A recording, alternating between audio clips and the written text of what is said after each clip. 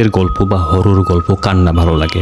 আজকে একটা হরর গল্প বলবো, একটা হন্টেড প্লেসের গল্প বলবো। চলেন শুরু করি। ঘটনাটা আমাদের এলাকার যে জায়গায় ঘটেছে সেই জায়গার বর্ণনাটা আগে দিয়ে রাখি। তো জায়গাটা যাইতে শুরুতে একটা পুকুর, খুব বেশি বড় পুকুর না, কিন্তু পুকুরের গভীরতা ছিল অনেক বেশি।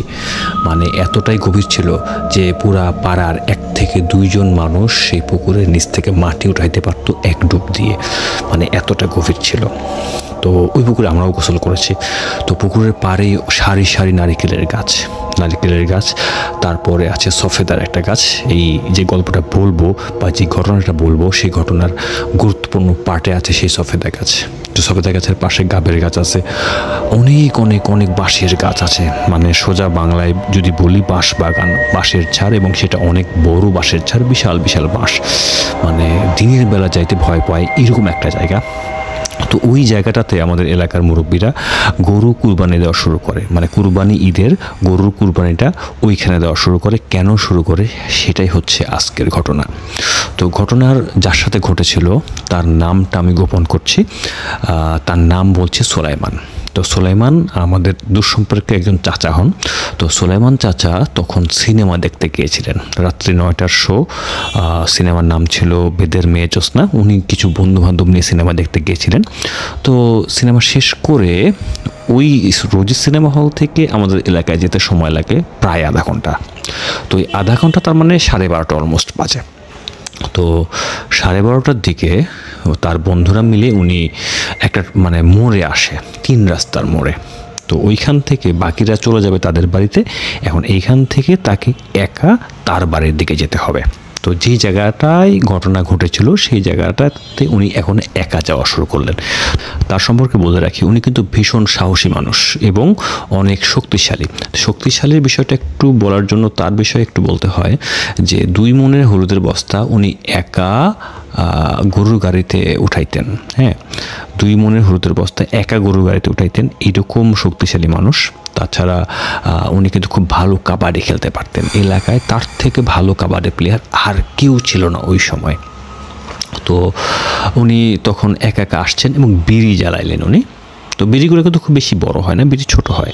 তো রাস্তার মোড় থেকে ওই জায়গায় আস্তে আস্তে বিড়ি প্রায় অর্ধেক। তো উনি হঠাৎ করে ওনার প্রস্রাবে চাপ দিল।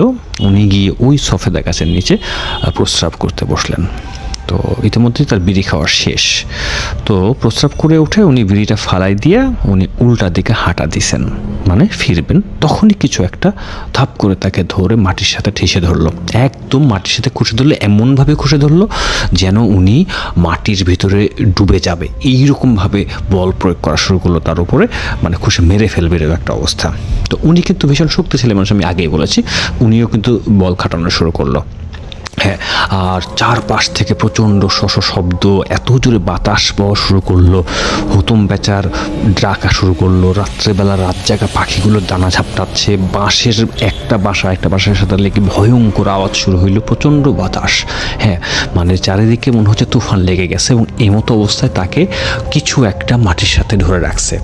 উনি এই অবস্থায়, মানে উনি কিন্তু বল প্রয়োগ করে যাচ্ছে, উনি বল প্রয়োগ করছে স্ক্রোলিং করে আস্তে আস্তে। ওই জিনিসটা একটা সীমানা ছিল, পুকুরের কোণা থেকে একটু সামনে একটা সজনে গাছ ছিল। তো সজনে গাছের পরে আর ওই জিনিসটা যাইতে পারতো না, এটা ওনার জানা ছিল।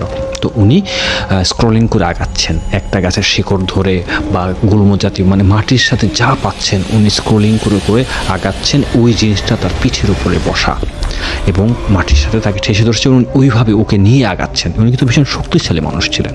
তো এইভাবে প্রায় আধা ঘন্টা উনি ভীষণ ঘেমে গেছেন। হ্যাঁ, মানে ওনার কথা আমি পার হবই এবং ওই জিনিসটা যেটা ছিল ও তাকে আসতে দিবে না, এরকম একটা অবস্থা চলছে। তো প্রায় আধা ঘন্টা যুদ্ধ করার পরে উনি সজনে গাছটা ক্রস করে ফেলে। তখন ওই জিনিসটা তাকে ছেড়ে দেয়। উনি যখন উঠে দাঁড়াইছে তখন ওই জিনিসটা তাকে বলল খুব ঠান্ডা গলায়, আজকে বেঁচে গেলি, এরপরে আসলে কিন্তু বাঁচতে দিব না।